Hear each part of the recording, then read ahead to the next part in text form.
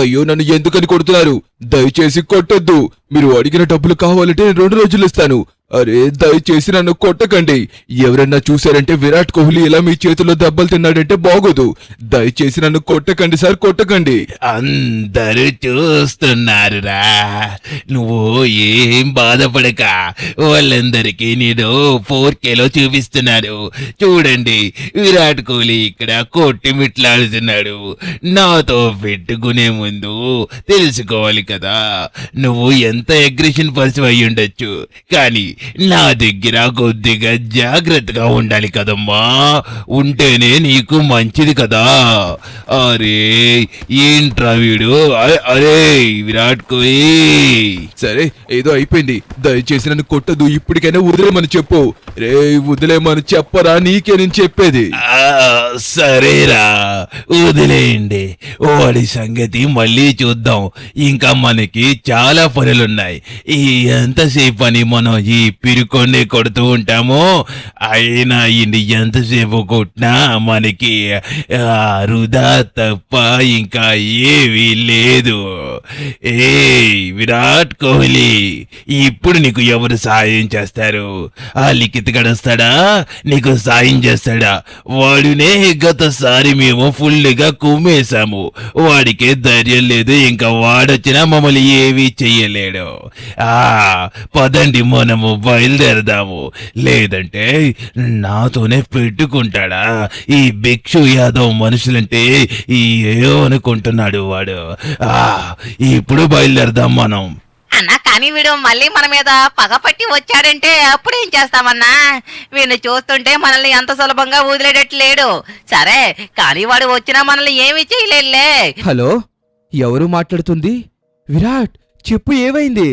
ఏంటి ఆ భిక్షు యాదవ్ మనుషులు నిన్ను కొట్టారా? ఎక్కడ? డ్యామ్ దగ్గర? అసలు నువ్వు వాళ్ళకి ఎలా దొరికావబ్బా? ఒక చెత్త మనుషులు వాళ్ళు. మనుషులందరినీ అలాగే హింసిస్తూ ఉంటారు. సరే సరే, నువ్వు ఏం కంగారు పడుకు. ఇదిగో నేను ఇప్పుడే బయలుదేరి వస్తున్నాను, నువ్వేం కంగారు పడుకు, అర్థమవుతుందా? ఓకే. అరే అసలు ఈ భిక్షు యాదవ్ మనుషులకి ఈ విరాట్ ఎలా దొరికాడబ్బా? గాయస్, వాళ్ళైతే లాస్ శాంటోస్లో ఉన్న చీడ పురుగులు. నిజంగా వాళ్ళు ఎప్పుడైతే లాస్ శాంటోస్ నుంచి పోతారో అప్పుడే లాస్ శాంటోస్కి మనశ్శాంతిగా ఉంటుంది. అప్పటి వరకు ఇదిగో ఇలా జనాలందరినీ ఇబ్బంది పెడుతూనే ఉంటారు. అయినా వాళ్ళు విరాట్ కోహ్లీ మీద చెయ్యి వేశారు. విరాట్ కోహ్లీకున్న ఫ్యాన్ బేస్కి ఖచ్చితంగా వాళ్ళని వదిలారంటే గనక వీడైపోతాడు. కానీ విరాట్ ఎప్పుడైనా సరే తన ఓన్గా డిఫెండ్ చేసుకోవాలి అనుకుంటాడు దేన్నైనా సరే. ఓకే, ఇదిగోండి ఇక్కడ చూడండి, పాపం చాలా గట్టిగా కొట్టినట్టుకున్నారు. విరాట్ నీకేం కాలేదు కదా? ఏం పర్లేదు, దా హాస్పిటల్కి తీసుకెళ్తాను విరాట్. అయ్యో చాలా గట్టిగా కొట్టినట్టుకున్నారు కదా. ఏం పర్వాలేదు, ఖచ్చితంగా వాళ్ళని ఏదో ఒకటి చేద్దాం. నేను మాటిస్తున్నాను కదా, వాళ్ళని ఏదో ఒకటి చేసిన తర్వాతే మనమైతే మాత్రం ఇంటికి వెళ్దాం. కానీ ఇదిగో మనం కొద్దిగా మంచిగా ఐడియా వేసేయాలి, లేదంటే కనుక భిక్షు యాదవ్ మనుషులు కొట్టడం అంత సులభం కాదు విరాట్. కానీ నువ్వు ఏమనుకుంటున్నావో నాకు అర్థం కావట్లేదు, ఇప్పుడు దాకా ఏం మాట్లాడలేదు. విరాట్ కోహ్లీ అంటే ఫ్యాన్స్ అందరిలోనే ఒక రేంజ్ ఉంటుంది, కానీ ఈ రోజు వాడు మొత్తాన్ని చెడగొట్టాడు. ఇదిగో చూసిన వాళ్ళందరూ విరాట్ కోహ్లీ ఏంటి ఇలా దెబ్బలు తిన్నాడు, కొట్టాలి కదా అనుకుంటారు. కానీ నాకైతే అస్సలు నచ్చట్లేదు. లెక్కేది ఏదో ఒకటి చెయ్యాలి. ఆ భిక్షు యాదవ్ గారిని అడ్డుకోవాలంటే ఏదో ఒకటి చెయ్యాలి. వాడు ఏమన్నాడు తెలుసా? లిఖిత్ గడు వచ్చినా సరే ఏవీ చేయలేడనేసి వాడైతే సవాళ్లు విసిరాడు. సరే, వాడికి చాలా మంది మనుషులు ఉండొచ్చు, కానీ మనం ఎలా అయినా సరే వాడిని అడ్డుకోవాలి. వాడికి ఉన్న పొగరు మొత్తాన్ని మనం అనచాలి, లిఖిత్ అనచాలి. ఏం చేస్తాం విరాట్, మన చేతుల్లో ఏవీ లేదు. ఆ భిక్షు యాదవ్ గడు చాలా పవర్ఫుల్ లాస్ శాంటోస్లోనే. వాడిని ఎవ్వరూ అడ్డుకోలేరు. పోలీసులు కూడా కనీసం వాడికి భయపడతారు. కానీ ఇలాంటి రౌడీలు పుట్టినప్పుడే వాళ్ళు ఎందుకు ఎన్కౌంటర్ చేయరు నాకు అర్థం కాదు. కనీసం జైల్లో కన్నా తీసుకువెళ్ళి పెడితే వాళ్ళు కుదురుగా ఉంటారు కదా. ఇలాంటి వాళ్ళందరినీ బయటకు వదులుతారు, మనలాంటి వాళ్ళందరి ప్రాణాలు తీస్తారు. నిజంగా వీడినైతే అసలు వదిలిపెట్టకూడదు. ఇప్పుడు మనం పోలీస్ స్టేషన్కి వెళ్ళి కంప్లైంట్ ఇచ్చినా సరే వాళ్ళు అసలు పట్టించుకోరంటే కనీసం పట్టించుకోరు. సరే సరే, ముందే నేను సించన్ కంటే బాగా ఇష్టం. వాడికైతే అసలు తెలియకూడదు ఈ విషయం, అర్థం అవుతుందా? నువ్వైతే మాత్రం చాలా జాగ్రత్తగా సీక్రెట్ గా వీడి దగ్గర ఈ విషయాన్ని అయితే గనక ఉంచాల్సి ఉంటుంది. అప్పుడే మనం చాలా సేఫ్ గా వాడిని ఏదో ఒకటి చెయ్యొచ్చు. నీకు నేను అదే విరాట్ చెప్తుంది, నీకు అర్థం కావడం లేదు. ఆ భిక్షు యాదవ్ని అడ్డుకోవాలంటే ఎవ్వరి వల్ల కాదు. ఎందుకంటే లాస్ శాంటోస్ అనే one of the main criminal వాడు. వాడిని అడ్డుకోవాలంటే మన దగ్గర ఏదన్నా లైక్ ఐరన్ మ్యాన్ సూట్ కానీ సూపర్ మ్యాన్ సూట్స్ కానీ అలాంటివి ఉండాలి. అప్పుడే మనం వాడిని అడ్డుకోగలం. పోలీసులు కూడా కనీసం వాడిని ఏవీ చేయలేరు. అందుకే కదా ఇంత అలా బాధపడుతుంది నేను. కానీ ఈ టైంలో మనం సించాన్ గానీ ఏదో ఒక ఐడియా ఖచ్చితంగా అడగాల్సి ఉంటుంది. అరే సించాన్, మంచి జాలీ టైంలో ఉన్నట్టుకున్నావు, బట్ కానీ ఈ విషయం చెప్పిన తర్వాత నువ్వు ఖచ్చితంగా బాధపడతావురా. ఏంటా విషయం? హే, విరాట్ కోహ్లీ కూడా వచ్చాడు. సూపర్. సరే సరే, ఇంతకీ ఏదో విషయం అన్నా బాధపడుతున్నానో ఏంటది? విరాట్ కోహ్లీ వచ్చేసి చెప్పొద్దన్నాడు, బట్ కాకపోతే ఈ టైంలో నువ్వే పర్ఫెక్ట్ ఐడియా ఇస్తావు. చిన్న పిల్లవాడు కాబట్టి నీ మెదడు బాగా పనిచేస్తుంది. అంటే ఆ భిక్షు యాదవ్ మనుషులు ఉన్నారు కదా, వాళ్ళు మన విరాట్ కోహ్లీని కొట్టారా సించాన్. ఏంటి, ఆ భిక్షు యాదవ్ మనుషులు విరాట్ కోహ్లీని కొట్టారా? ఏంటి విరాట్ అన్నా, ఏం మాట్లాడుతున్నావు? ఇది మన ఫ్యాన్స్ అందరికీ తెలిసిందనుకో ఎంత బాధపడతారో తెలుసా? నేను అందుకే చెప్పాను, ముందు నుంచే మీ మామని నీకు చెప్పొద్దు అని చెప్పినా సరే నీకు చెప్పాడు. నువ్వు ఎలా బాధపడతావని నాకు తెలుసు సించాన్. కానీ ఏం చేయను, ఆ భిక్షు యాదవ్ లాస్ శాంటోస్ లోనే one of the main criminal అంట. వాణ్ణి ఎలా భరిస్తున్నారా బాబు మీరు? కానీ విరాట్ అన్న, మనం దీన్ని ఖచ్చితంగా ఖండించాలి. ఇదిగో లిఖిత్ మామ, ఖచ్చితంగా మనం ఏదోటి చెయ్యాలి. ఆ భిక్షు యాదవ్ గారు ఇప్పుడే కాదు, ఎప్పుడూ అలాగే చేస్తాడు. స్కూల్కి వెళ్లే పిల్లల దగ్గర కూడా చాక్లెట్లు దెబ్బేస్తూ ఉంటాడు. అలాంటి వాడు వాడినైతే మనం అసలు వదిలిపెట్టకూడదు. ఇదిగో విరాట్ అన్న, ఖచ్చితంగా మనమైతే భిక్షు యాదవ్ మీద ఏదో ఒక రివెంజ్ తీర్చుకోవాలి.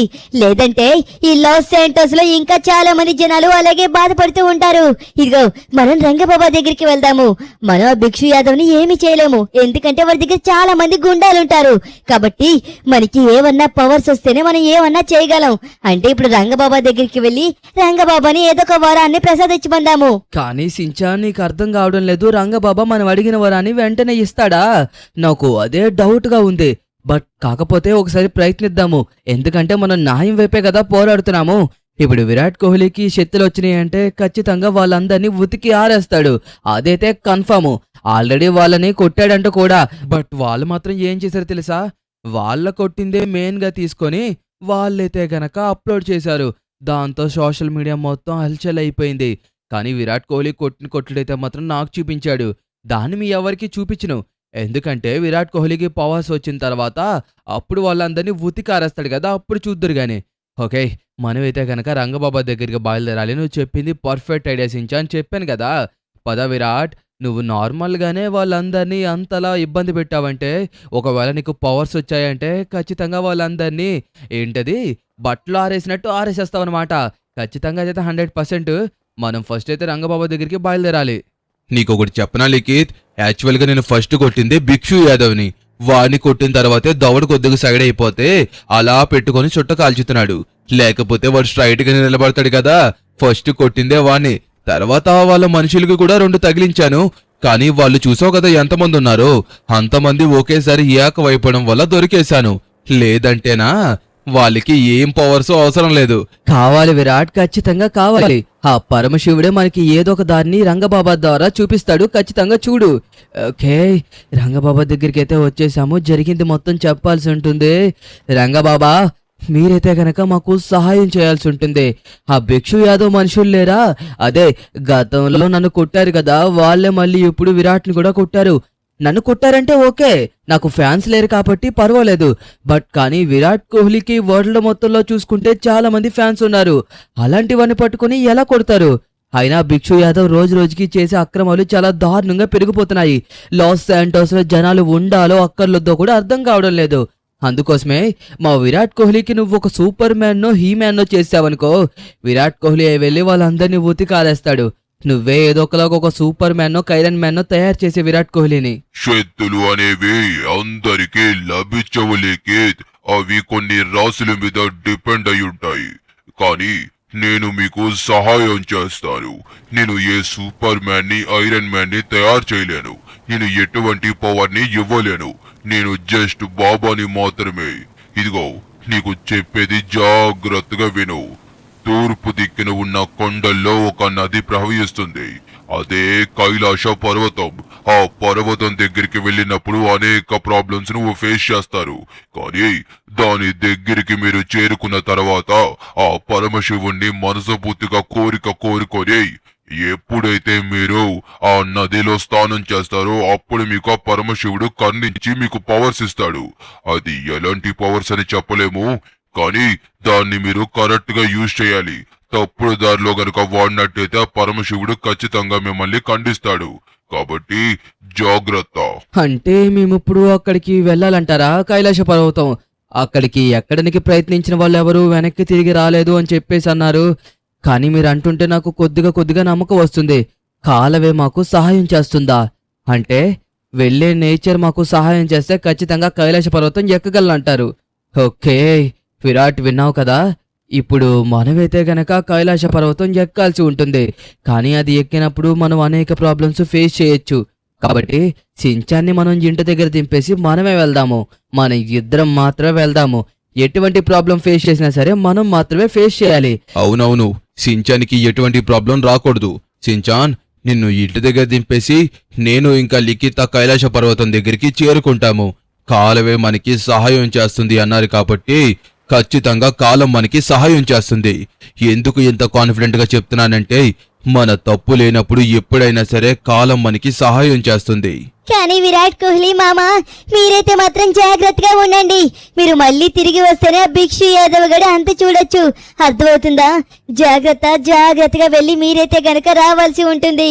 ఏ మాత్రం తప్పు చేసినా సరే మళ్ళీ చూసుకోండి. కైలాస పర్వతం అంటున్నారు కాబట్టి చాలా పెద్ద ప్రాబ్లమ్స్ ఫేస్ చేస్తారేమో. జాగ్రత్త. కానీ మీకు ఏమన్నా ఇబ్బంది అయితే నాకు ఫోన్ చేయండి. మీరు ఎలాగో నాకు చేయరనుకో, కాకపోతే చెప్తున్నానంతే. సరే ఇక బయలుదేరండి. ఎంతసేపని ఇక్కడే ఉంటారు? పదండి, మీరు బేగా వెళ్ళండి. నేనేం ఫీల్ అవ్వడం లేదు, ఇదిగో నవ్వుతున్నాను. కనిపించట్లేదా నీకు? మీరు వెళ్ళండి. మీరు హ్యాపీగా వెళ్ళి ఆ పరమశివుడు దీవెనలు తీసుకొని వెనక్కి వస్తే నాకు అదే చాలా సంతోషం. అప్పుడు ఆ భిక్షు యాదవ్ గడి మనుషుల సంగతి మనం చూడొచ్చు. కానీ సించాన్, నువ్వు ఎంత తొందరగా అర్థం చేసుకుంటావని అస్సలు అనుకోలేదు. ఓకే, నువ్వైతే మాత్రం ఇంట్లోనే ఉండు, అస్సలు బయటకు రాకు, మా కోసం ఆలోచించుగా. ఖచ్చితంగా మేము వెనక్కి తిరిగైతే వస్తాము, నీకు మాట ఇస్తున్నాను కదా, ఓకేనా? కానీ సించాన్, నువ్వైతే మాత్రం ఎట్టి పరిస్థితిలో బయటకైతే రావడానికి అస్సలు వీల్లేదు, ఇంట్లోనే ఉండాలి, ఓకేనా? ఇదిగో నేను ఇంకా విరాట్ కోహ్లీ ఎలా అయినా సరే ఖచ్చితంగా అక్కడ పవర్స్ ని సంపాదిస్తాము.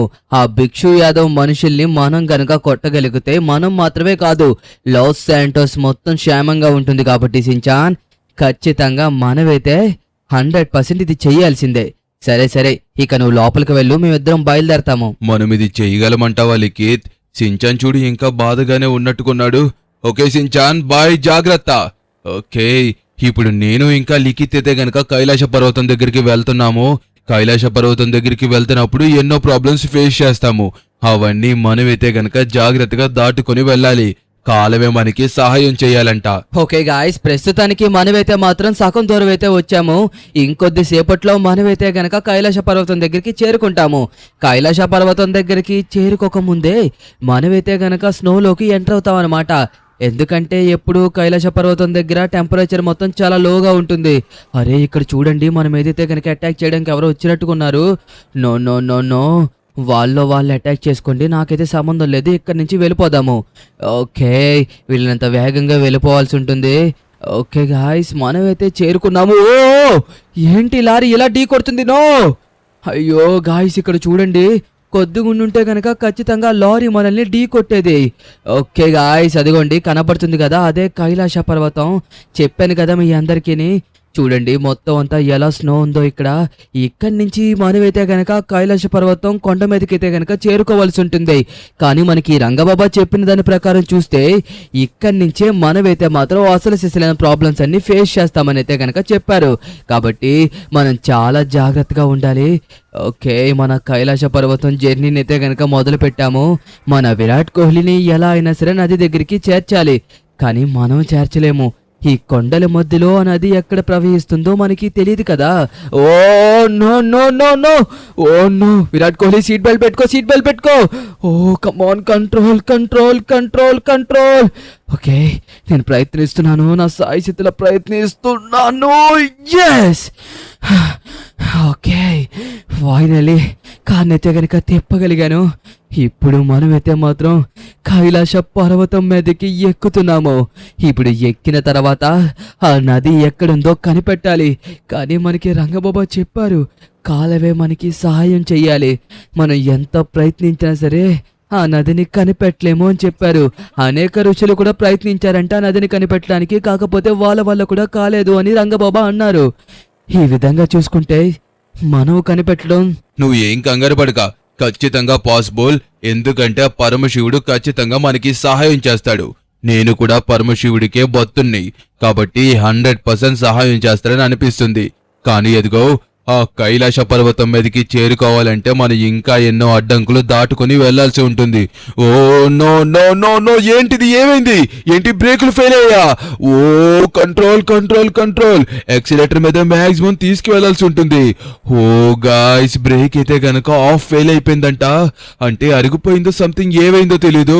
ఆల్రెడీ రంగబాబా చెప్పారు కదా, కైలాస పర్వతం ఎక్కుతున్నప్పుడు మన ఏజ్ చాలా ఫాస్ట్ గా పెరుగుతూ ఉంటుంది. అదే కాకుండా జుట్టు ఇంకా గోర్లు పెరగడం కూడా మనం ఫాస్ట్ గా గమనిస్తామంట. ఇంకొకటి ఏంటో చెప్పనా, అదే కాకుండా ఇలాగా ఫెయిల్ అవడాలు కూడా మనం చూస్తూ ఉంటామని అన్నారు. ఓ ఏమైంది లిఖిత్, ఏమైంది? కమాన్, ఇంకా ఎక్సిలేటర్ ఇవ్వు. మొదటి గేర్ లోకి వచ్చానా సరే పుష్ దీన్ని. అయ్యయ్యో, ఏమైంది అసలు ఈ కార్ కి? కమాన్ కమాన్, ఇక్కడి నుంచి ఇంకా ఎక్కట్లేదా? అరే, ఎక్కుతున్నామన్న సమయానికి ఏంటబ్బా ఈ కారు ఇలా ట్రబుల్ ఇచ్చింది? ఓకే, మనం ఏం చేయలేము. హ్యాండ్ బ్రేక్ పనిచేసింది కాబట్టి నేనైతే గనక ఆపగలిగాను, లేకపోతే ఖచ్చితంగా మనం వెనక్కి వెళ్ళిపోతాం తెలుసా. అబ్బా, ఇప్పుడు ఇదిగో చూడు, ఆ కైలాస పర్వతం ఎంతుందో. ఇక్కడి నుంచి అక్కడికి వెళ్ళడానికి సుమారుగా మనకి ఒక 3 నుంచి 4 గంటల సమయం అయితే పట్టొచ్చు. కానీ మనం వెళ్లేలోగా ఎన్ని ప్రాబ్లమ్స్ ఫేస్ చేస్తామో మనకి తెలియదు. కానీ మనకి కాలమే సహాయం చెయ్యాలి. కాలం సహాయం చేస్తేనే మనం చేరుకోగలం. కొండ మీదకి ఎక్కడం కాదు, కైలాస పర్వతం మీదకి ఎక్కేయచ్చు. కైలాస పర్వతం మీద ఉన్న నదిని కనిపెట్టడమే చాలా వరకు కష్టం. కానీ నేనైతే వీలైనంత వరకు ఖచ్చితంగా నదిని కనిపెడతాను అన్న నమ్మకం అయితే నాకుంది. ఓకే విరాట్, నువ్వు నా వెనకతలేరా. నాలో ఉన్న ఓపిక మొత్తం నశించిపోతుంది. అసలు పొద్దున కూడా టిఫిన్ చేయలేదు తెలుసా. దానివల్ల అయితే గనక చూడండి, నేనైతే అసలు నల్లలేకపోతున్నాను. ఓకే, ఇక్కడి నుంచి మనకి ఏమన్నా సిగ్నల్స్ ఏమన్నా వస్తున్నాయా? కనీసం మనం ఏమన్నా తెలుసుకోవచ్చు. ఏంటి, సిగ్నల్స్ కూడా రావడం లేదా? రంగబాబా చెప్పినట్టుగానే ఈ మౌంటైన్ మీద ఫోన్స్ కూడా పనిచేయవనుకుంటా. చూడు, కనీసం ఫోన్ కూడా ఆన్ అవ్వలేదు. సిగ్నల్స్ కోసం పక్కన పెట్టి లిఖిత్, కనీసం ఫోన్ స్క్రీన్ కూడా ఆన్ అవ్వలేదు. అండ్ అలాగే పనిచేయడం కూడా పనిచేయడం లేదు. ఇందాకడ దాకా పనిచేసిన ఫోను ఇప్పుడు ఎలా పనిచేయకుండా పోయిందో నాకైతే అసలు అర్థం కావట్లేదు. అయ్యో, దీన్ని ఎలా అయినా మనం సాల్వ్ చేయాలి. కానీ ఎలా సాల్వ్ చేయాలో ఏంటన్నది నాకు అర్థం కావట్లేదు. ఒకవేళ ఎవరినన్నా రమ్మందామన్నా సరే ఇక్కడ సిగ్నల్ కాదు కదా, ఫోన్ కూడా ఆన్ అవ్వట్లేదు. డైరెక్ట్లీ స్విచ్ ఆఫ్ అయిపోయిందా, లేకపోతే ఫోనే ఖరాబ్ అయిపోయిందా అన్నదైతే నాకు అర్థం కావట్లేదు. ఒక పని చేస్తావా, నీ ఫోన్ ఏమన్నా పని చేస్తుందో లేదో చెక్ చేస్తావా? నాది ఎలాగో పని చేయట్లేదు, నీది పని చేసిందనుకో ఎవరొకరిని పిలవచ్చు, వస్తారు. సరే సరే చూస్తాను, ఒక్క నిమిషం ఆగు. అరే, నా ఫోన్ కూడా పని చేయడం లేదా? విరాట్, నా ఫోన్ కూడా సేమ్ నీ ఫోన్ లాగే మొత్తం అంతా బ్లాక్ స్క్రీన్ వచ్చేసి చూడండి ఎలాగైపోయిందో. ఓ నిజంగా నేను దీన్ని అసలు ఎక్స్పెక్ట్ చేయలేదు విరాట్. చూడు, మొత్తం అంతా బ్లాక్ స్క్రీన్ లో వచ్చేసి అసలు ఏవీ కనబడడం లేదు. ఇలా అయితే చాలా కష్టం. కానీ మనం ఇక్కడి నుంచి ఈ ప్రాబ్లంని ఫేస్ చేసుకుని కైలాస పర్వతం ఎక్కాల్సిందే. రంగబాబా చెప్పారు కదా, ఒక్కసారి మనం ఎక్కడ మొదలు పెట్టిన తర్వాత మీకు నేచర్ తప్పించి ఇంకా ఎవరు సహాయం చేయలేరని. నేచర్ అంటే ఎవరు సహాయం చేస్తారబ్బా?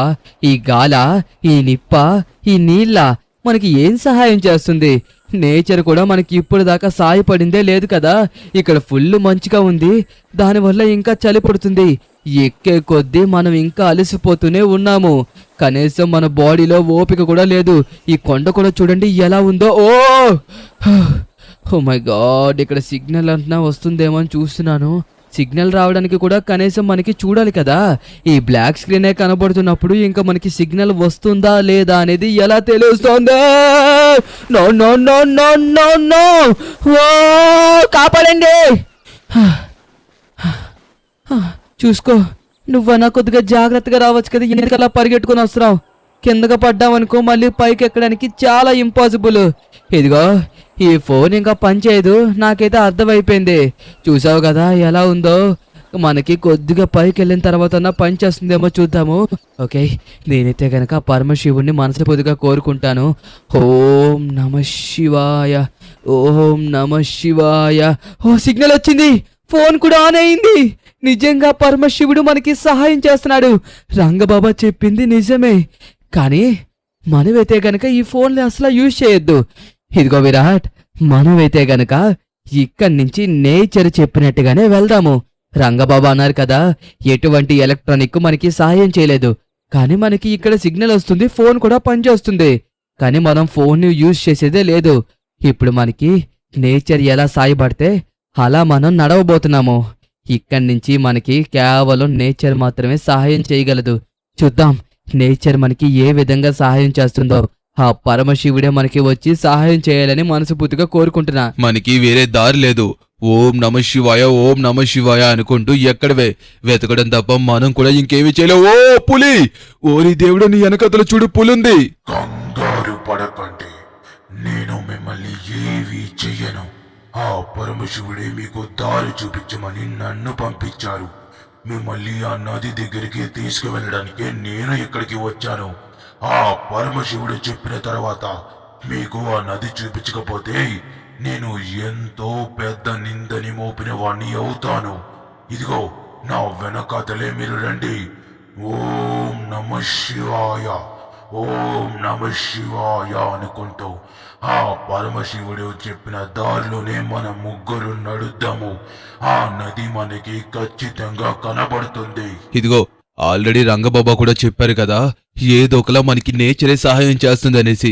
ఇప్పుడు ఇదిగో అందర్నీ చంపి తినేసే వైట్ టైగర్ కూడా మనకి సహాయం చేస్తుందంటే ఆ పరమశివుడే మన కోసం ఈ దయదలిచి టైగర్ ని పంపించుంటారు. ఖచ్చితంగా మనం ఇప్పుడు ఈ టైగర్ వెనకతలే వెళ్ళలికి. నాకు కూడా అదే అనిపిస్తుంది. ఓకే, ఖచ్చితంగా మనమైతే మాత్రం ఇప్పుడు వైట్ టైగర్ వెనకతలే వెళ్దాము. ఇదిగో మీరు చెప్పిన దారిలోనే మేమందరం నడుస్తాము. అంటే మాతో పాటు చాలా మంది చూసేవాళ్ళు కూడా ఉన్నారు. వాళ్ళందరూ ఇంకా మేము గెలవాలంటే మీరు చూపించిన దారిలోనే మేము నడవాలి. కాబట్టి ముందు మీరు నడవండి, మీ వెనకతలు మేము నడుస్తాము. ఓకేనా? పదండి, మన దగ్గర ఎక్కువ సమయం లేదు కాబట్టి మనం బేగా బయలుదేరాలి. చీకటి పడే కొద్దీ చాలంటే చాలా దారుణంగా ఈ కైలాస పర్వతం తయారవుతుంది. అంటే చలి ఇంకా ఎంతో ఎక్కువగా పెరిగిపోతుంది. ఓకే, మనకైతే గనక ఇదిగోండి వైట్ టైగర్ అయితే సహాయం చేస్తుంది. ఆ పరమశివుడే ఇలా వైట్ టైగర్ రూపంలో వచ్చి మనకి సహాయం చేస్తున్నారేమో అని అనుకుంటున్నాను. నిజంగా అప్పుడప్పుడు ఇలాంటివి చూస్తే అంటే చాలా మంచిగా అనిపిస్తుంది తెలుసా? ఎందుకంటే చెప్పండి, ఒక వైల్డ్ యానిమల్ వచ్చేసి మనకి సహాయం చేస్తుందా? ఇప్పుడు సపోజ్ ఏ డాగ్ మనకి సహాయం చేసిందంటే అది మనుషులందరితో చాలా ఫ్రెండ్లీ నేచర్గా ఉంటుంది. కానీ టైగర్స్, లయన్స్ అలా ఉండవు కదా. మనుషులందరితోని చాలా రూడ్గా బిహేవ్ చేస్తాయి. అదే కాకుండా ఎవరన్నా కనబడితే వెంటనే తినేద్దామనే చూసే జీవరాశులు మనకి సహాయం చేస్తున్నాయంటే అర్థం చేసుకోవచ్చు. అదిగోండి మీరు అడిగిన నది. ఆ నదిలో మనస్ఫూర్తిగా పరమేశ్వరుని కోరుకొని స్నానం చేస్తే మీరు అడిగిన వరం ఖచ్చితంగా లభిస్తుంది. కానీ అది ఎటువంటి స్వార్థం కోరిక అయి ఉండకూడదు. అర్థమవుతుందా? ఆ పరమశివుడి సహాయం మీదకే నేను ఇక్కడికి వచ్చాను. కాబట్టి ఇక్కడి నుంచి మీరే మీ దాన్ని చూసుకోవాలి. నిజంగా థ్యాంక్ యూ సో మచ్. నువ్వొచ్చి నాకు సహాయం చేస్తావని అస్సలు అనుకోలేదు. విరాట్, ఇంక వెళ్ళు. ఇక ఎంత వీలైతే అంత ఫాస్ట్ గా వెళ్ళి నీ మనసులో ఉన్న కోరిక కోరుకో. ఆ పరమశివుణ్ణి మనస్ఫూర్తిగా కోరుకో. వెళ్ళు విరాట్. హరహర మహాదేవ శంభో శంకర, హరహర మహాదేవ శంభో శంకర. పరమేశ్వరా, నిన్ను మనస్ఫూర్తిగా కోరుకుంటున్నాను. ఆ భిక్షు యాదవ్ చాలా మంది లాస్ శాంటోస్ లో హింసిస్తున్నాడు. వాణ్ణి ఎలా అయినా సరే అడ్డుకోవాలంటే మీరు నాకు ఏదో ఒక శక్తిని ప్రసాదించండి. అలా ప్రసాదిస్తేనే ఆ భిక్షు యాదవ్ మనుషుల్ని వాణ్ణి మేము అడ్డుకోగలం. లేకపోతే వాడు చేసే అక్రమాల వల్ల జనాలు ఎవరు బయటికి రావడమే మానేస్తున్నారు. వాడి జనాలందరి దగ్గర డబ్బులు కూడా నొక్కేస్తున్నాడు. అలాంటి వాడికి ఖచ్చితంగా మనం గుణపాఠం చెప్పాల్సిందే. చెప్పాలి పరమేశ్వర, చెప్పాలి. ఈ కైలాస పర్వతం ఎక్కి మీరు వచ్చినందుకే నేను చాలా సంతోషపడ్డాను. మీరైతే ఎటువంటి దిగులు నిశ్చింత పడాల్సిన అవసరం అయితే లేదు. ఈ పరమశివుడు ఎల్లప్పుడూ మీతోనే ఉంటాడు. నీకు కావలసిన శక్తుల్ని నేను ప్రసాదిస్తున్నాను. నాలో ఉన్న సగభాగం శక్తుల్ని నీకు ఇస్తున్నాను. అన్యాయాల్ని అడ్డుకో. పరమేశ్వరా, మీరు నాతో మాట్లాడారా? నిజంగా మీరు నాకు వరం ఇవ్వడమే చాలా ఎక్కువ అనుకుంటే మీరు వచ్చి స్వయంగా నాతో మాట్లాడారు. ఈ జన్మకి నాకు ఇది చాలు, ఈ జన్మకి నాకు ఇది చాలు. కానీ ఆ భిక్షు యాదవ్ ఆడు మనుషుల్ని అస్సలు వదిలిపెట్టిన పరమేశ్వర. హరహర మహాదేవ శంభో శంకర, హరహర మహాదేవ శంభో శంకర, హరహర మహాదేవ శంభో శంకర, హరహర మహాదేవ శంభో శంకర. ఇప్పుడు నాకు శక్తులు వచ్చినాయో లేదో చూస్తాను, ఆగండి. అసలు ఆ శక్తులు వచ్చినట్టు ఏంటిది ఇంత వేగంగా పరిగెడుతున్నాను? నాకు ఏవి అర్థం కావట్లేదు. ఇంత హైట్ ఎగురుతున్నాను. ఓ అరే, పైనుంచి కింద పడ్డా సరే నాకు ఏమీ కాలేదు. అసలు ఏం జరుగుతుంది? పరమేశ్వరా, మీ శక్తులు నాకు వచ్చాయి. మీలో సగభాగం శక్తులు నాకు ఇచ్చారు అంటే నేను ఎంత ఎంత ఎంత పుణ్యం చేసుకున్నానో నాకు అర్థం అవుతుంది. చూసావా విరాట్, ఆ పరమశివుణ్ణి మనసుపూర్తిగా ఏం కోరిక కోరుకున్నా సరే అది అవుతుంది. చూడు, ఇప్పుడు నీకు శక్తులు కూడా లభించాయి. ఇక వెళ్ళు. ఆ భిక్షు యాదవ్ని, వాడు మనుషుల్ని అస్సలు వదిలిపెట్టక. జాగ్రత్త విరాట్, జాగ్రత్త. మీరు ఇక్కడే ఉంటారని నాకు తెలుసురా భిక్షు యాదవ్. వచ్చాను. ఇప్పుడేం చేస్తారో చూద్దాం.